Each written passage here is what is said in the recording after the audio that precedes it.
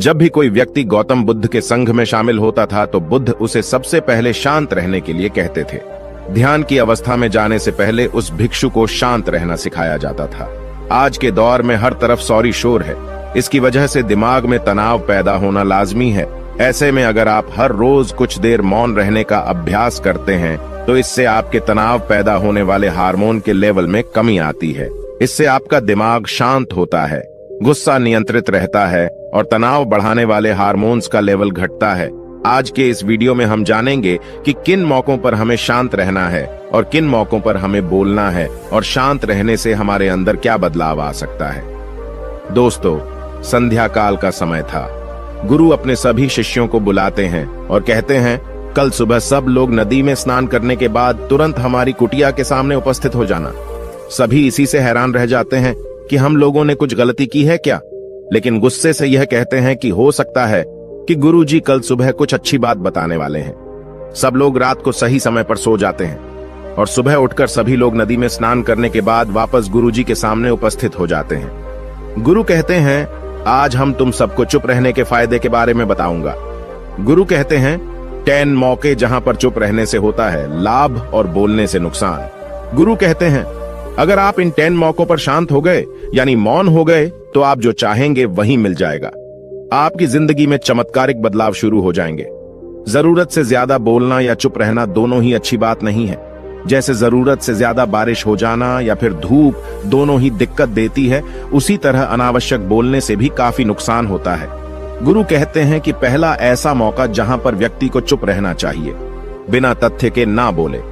गुरु ने कहा, अगर आपके पास कोई तथ्य नहीं है तो वहां चुप रहने में ही भलाई है। चुप बैठने से दिमाग में नई कोशिकाओं का निर्माण होता है और इससे ज्ञान की वृद्धि होती है। बोलने में भलाई वही है जहां आपको किसी चीज के बारे में पूरा ज्ञान हो।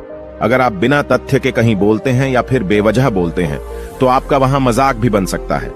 अगर आपके पास पर्याप्त जानकारी नहीं है, ऐसी जगह पर बोलने से आपका मजाक तो बनी रहेगी, साथ ही साथ लोगों का भरोसा भी आपसे उठने लगेगा। इसलिए ऐसी जगह पर शांत रहो जहां तुम्हें पता ना हो कि क्या बोलना है क्या नहीं। कई बार कुछ लोग ऐसे होते हैं जो हर जगह अपनी उपस्थिति बताने लगते हैं। उन्हें पता नहीं होता है कि हमें क्या बोलना है, लेकिन फिर भी बोलते जाते हैं और फिर बाद में दूसरे लोग उनके जाने के बाद उनका मजाक उड़ाते हैं। जब तक आपको उस तथ्य के बारे में अच्छा ज्ञान नहीं है, उसके बारे में पता नहीं है, तो वहां चुप रहना ही ज्यादा समझदारी है। गुरु ने कहा, दूसरा ऐसा मौका जहां पर व्यक्ति को चुप रहना चाहिए। शब्दों से न पहुंचे ठेस, अगर आपके शब्द किसी को मानसिक ठेस पहुंचा रहे हैं तो वहां चुप हो जाना चाहिए। कमजोर व्यक्ति के बारे में कुछ भी बोलकर आप महान नहीं बन सकते हैं। महान आप किसी कमजोर का साथ देने में बनेंगे। कई बार होता है कुछ लोग अपने से छोटे व्यक्ति को भला बुरा कहते रहते हैं। सामने वाला इंसान तो कद से आपसे छोटा है, वह आपको कुछ नहीं बोलेगा, लेकिन आप उसकी नजरों में गिरते चले जाएंगे। हो सकता है कि कल वह भी आपसे पद में बड़ा हो जाए। पद में आपसे जब वह बड़ा हो जाएगा तो आज जो रवैया आपका उसके साथ है, आने वाले समय में वह भी आपके साथ वही करेगा। आप किसी को नीचा दिखाकर बड़ा नहीं बन सकते हैं। बड़ा बनना है तो अपने से छोटे लोगों का इज्जत भी करना सीखें और साथ ही साथ बड़े लोगों का भी सम्मान करना चाहिए। लोगों को लगता है कि अगर वह अकड़कर बोलेंगे और सामने वाले को नीचा गिराने की कोशिश करेंगे तो वह बड़े बन जाएंगे, तो यह उन सब की भूल है। बड़े होने की बजाय आप उनकी नजरों में गिरते चले जाएंगे। गुरु ने आगे कहा, इसलिए शिष्यों, तुम सब जब भी बोलना आदर भाव से बोलना ताकि तुम्हारी बात लोगों को अच्छी लगे। बोलने में भाई बहन, माता पिता, मित्र इत्यादि संबोधन शब्दों का इस्तेमाल जरूर करना। इससे तुम्हारी मान प्रतिष्ठा तो बढ़ेगी ही, साथ ही साथ लोगों की नजरों में तुम समझदार व्यक्ति बनते जाओगे। गुरु ने आगे कहा, तीसरा मौका जहां पर व्यक्ति को चुप रहने में ही भलाई है। क्रोध या घृणा करने वाले लोग, जब कोई अपना या सगा संबंधी आप पर क्रोध कर रहा हो, आपका अपमान कर रहा हो, तो आपको उस वक्त चुप रहना चाहिए ताकि सामने वाले का गुब्बारा पूरी तरह से फट जाए। आप यदि सही हैं तो उसे कतई माफीनामा गए और चुप रहकर ही सही समय का इंतजार करें। वह खुद आपसे माफी मांग लेगा जब उसे अपनी गलती का एहसास हो जाएगा। गुरु आगे कहते हैं कि अगर आपका कोई सगा संबंधी आप पर क्रोध कर रहा हो और आप उस समय शांत हैं, तो यह आदर सम्मान देने की निशानी होती है। इससे न कोई छोटा होता है और न ही बड़ा। अगर आपको क्रोध आ रहा है तो आप या तो वहां से किसी का अनादर किए बिना चले जाएं या फिर चुप रहें। क्रोध करने से आपके रिश्ते, खराब होंगे। क्रोध करने से हमेशा क्रोध करने वाले व्यक्ति का ही बुरा होता है। गुरु आगे कहते हैं कि एक बार की बात है, एक सांप जंगल से भागते हुए किसी राजा के घर में पहुंच गया। लोगों ने छेड़खानी की तो वह बहुत ही गुस्सा हो गया, जिससे घर में जो तलवार पड़ी हुई थी उसी को लपेटकर कसने लगा और धीरे धीरे उसका पूरा शरीर कट गया। ठीक उसी प्रकार हमारा गुस्सा भी हमारे शरीर को तलवार की भांति काटता रहता है। गुस्सा ध्यान से खत्म होता है प्रतिदिन। अगर आप ध्यान की मुद्रा में बैठे हैं तो आपका गुस्सा आपके नियंत्रण में रहेगा। गुरु आगे कहते हैं कि यह तरीका है कि आप प्रतिदिन ध्यान का अभ्यास करें। इससे आपके शरीर में जो हार्मोन्स गुस्से को बढ़ावा देते हैं वह सब तुम्हारे नियंत्रण में रहेंगे, जिससे शरीर गुस्से पर आसानी तुम्हारा से काबू पा लेगा। लेकिन एक तरीका यह भी है कि जब भी आपको गुस्सा आए तो आप यह समझने का प्रयास करो कि क्या मेरा गुस्सा जायज है या नहीं। हमें वहां पर बोलना चाहिए कि नहीं। जब आप खुद इस बात का आकलन लगा पाएंगे तो आपको खुद पता चल जाएगा कि हमें गुस्सा करना चाहिए या नहीं। फिर भी आपको गुस्सा आ रहा है तो आप वहां से हटने का प्रयास करें, वहां से दूर चले जाएं। धीरे धीरे समय के साथ आपका दिमाग शांत हो जाएगा। गुरु ने कहा, चौथा ऐसा मौका जहां पर इंसान को बहुत ही समझदारी के साथ काम लेना चाहिए, वहां पर आपको चुप रहना ही चाहिए, जहां पर उस मुद्दे से आपका कोई संबंध ना हो। अगर आपका किसी मुद्दे से कोई संबंध ना हो तो वहां आपका चुप रहना बनता है। बिना किसी वजह अगर आप दूसरे के मुद्दे पर बोलेंगे तो यह आपके लिए अनिष्टकारी होगा। इसमें केवल और केवल आपका ही नुकसान है। जल्द ही आप किसी दो लोगों के बीच हो रहे विवाद में जल्दी अपनी टांग न डालें। अगर सामने वाला आपको बुला रहा है अपना झगड़ा शांत करवाने के लिए तो ही आप वहां पर जाएं। किसी की व्यक्तिगत जिंदगी में दखल अंदाजी नहीं देनी चाहिए जब तक कि वह व्यक्ति आपको नहीं बुलाता है। अपने झगड़े को शांत करवाने के लिए कुछ लोग फालतू में दूसरे के विवाद में कूद पड़ते हैं। इससे उनके मान सम्मान मर्यादा पर लोग उंगली उठाने लगते हैं। गुरु कहते हैं कि 10 मौकों में 5वां ऐसा मौका जहां पर व्यक्ति को बहुत ही समझदारी के साथ चुप रहना चाहिए। आपके शब्दों से किसी मित्र को हानि न पहुंचे। अगर आपके शब्द सामने वाले के परिवार या मित्रों की प्रतिष्ठा के बारे में बुरी झलक दिखा रहे हैं तो आपको चुप रहना चाहिए। किसी के परिवार या फिर मित्र के बारे में बुरा बोलने से केवल आप ही बुरे बनेंगे। जो चीज आसानी से खत्म की जा सकती है उसे अपने शब्दों से बड़ा न करें। बिना चिल्लाए बात करने का प्रयास करते रहना चाहिए। अगर आप बिना चिल्लाए कोई बात नहीं कह सकते तो आपका चुप रहने में ही भलाई है। किसी पर चिल्लाने से आपके व्यवहार के बारे में पता चलता है। ज्यादा बोलने से चीजें हमेशा खराब ही होती हैं। कई बार कुछ रिश्ते ज्यादा तेज बोलने की वजह से टूट जाते हैं। इसलिए अपनी आवाज में मीठापन लाएं। आपके शब्दों से आपके दोस्त को हानि नहीं पहुंचनी चाहिए। कभी कभी दोस्तों के जब हम मजाक हैं तो रहे कि आपके शब्दों से किसी का अनादर ना हो। मजाक को भी हमेशा शब्दों के मायने में ही रखें। जहां किसी को शब्दों से चोट लगे वहां चुप हो जाएं। ज्यादा बोलने से हमेशा नुकसान ही होता है। किसी और की प्रतिष्ठा को अपने शब्दों के माध्यम से उसे हानि नहीं पहुंचानी चाहिए।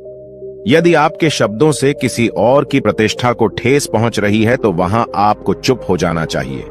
जब कोई व्यक्ति आपके सामने नहीं है तो आप उस व्यक्ति के बारे में बुरे शब्द किसी तीसरे व्यक्ति के सामने न बोलें।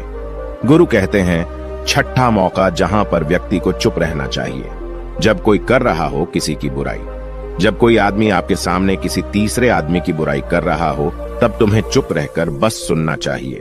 अपनी राय व्यक्त नहीं करना चाहिए, क्योंकि जो आज आपके सामने किसी तीसरे की बुराई कर रहा है वह कल किसी और के सामने आपकी बुराई भी कर सकता है।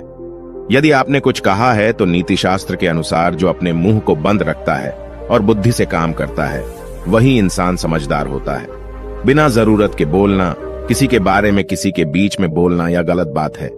कभी कभी हमारे लिए बुद्धिमानी इसी में होती है कि हमें अपना मुंह ऐसी जगह पर नहीं खोलना चाहिए। गुरु आगे कहते हैं कि 10 मौकों में 7वां ऐसा मौका जहां पर व्यक्ति को चुप रहना चाहिए, जब कोई नहीं समझे आपकी भावना।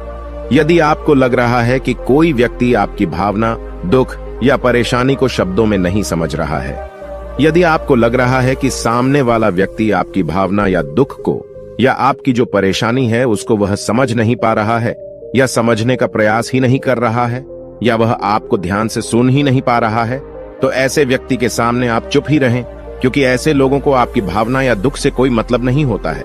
ऐसे लोगों को अपना राज बताकर आप पछताएंगे ही बाद में। इसलिए हर किसी को अपने मन की बात नहीं बतानी चाहिए।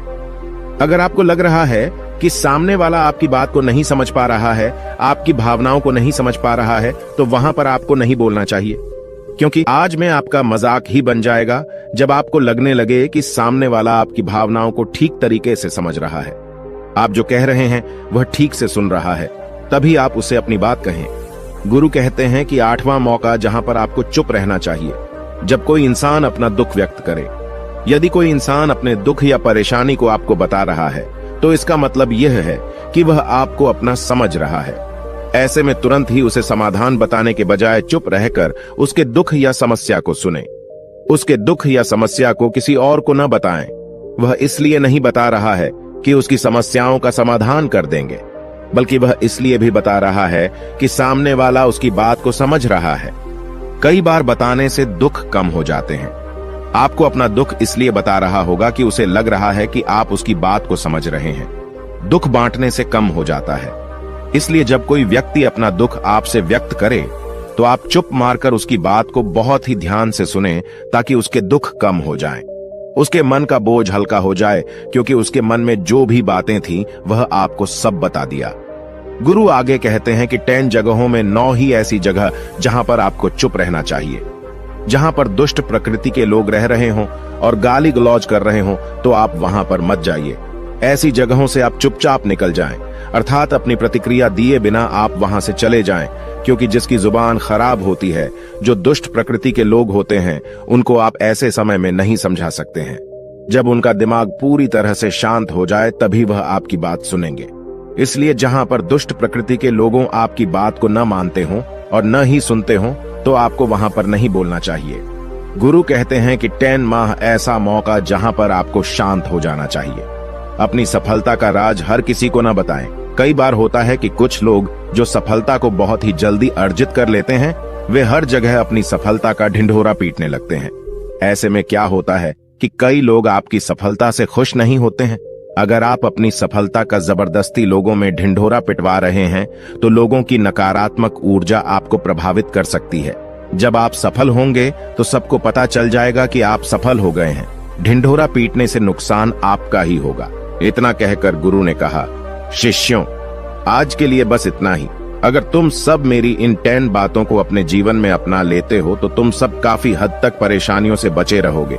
यहां से जाने के बाद मेरी यह बातें आपके जीवन किसी वरदान से कम साबित नहीं होंगी। दोस्तों, मुझे उम्मीद है इस वीडियो से आपको बहुत कुछ सीखने को मिला होगा। अगर आप नए हो तो हमसे जुड़ने के लिए इस चैनल को सब्सक्राइब करना मत भूलिएगा।